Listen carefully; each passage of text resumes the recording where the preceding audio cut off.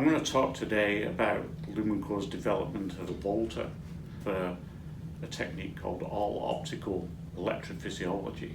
It's a technique for measuring the electrical activity of cells, and particularly to the activity of neurons in the brain and muscles in various tissues that are muscular, and one particular example being the muscle cells of the heart, which are called cardiomyocytes. In order to be able to understand how these cells work, both in isolation and in networks communicating with each other, you've got to be able to understand the electrical signaling. A technique was developed called optogenetics, which allows you to stimulate the electrical activity of cells using light.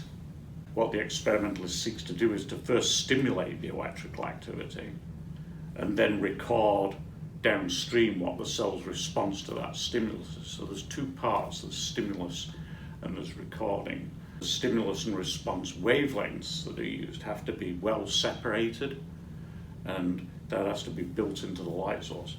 Because electrical activity of cells occurs on the order of milliseconds, the light source for stimulus and recording has to be controlled temporally on that same time scale. So this is not a continuous light source, this is a light source that can be turned on and off on the order of milliseconds. Lumencor engaged in a project to develop an instrument for carrying out a biological assay using all optical electrophysiology, and it's an instrument that has two laser light sources, one for the stimulus, one for the recording. They're very different wavelengths for the reasons I already described. They're under the control of a computer, and they can be turned on and off with millisecond precision.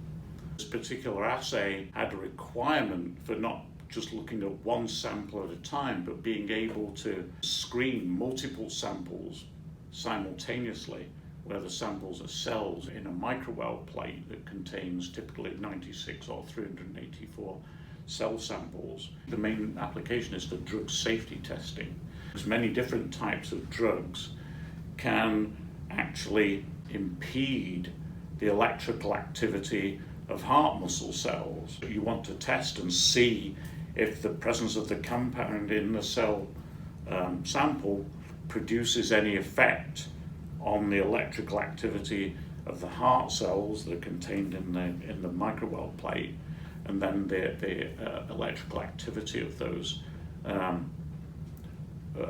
cells is stimulated and the response is measured by the all-optical electrophysiology technique.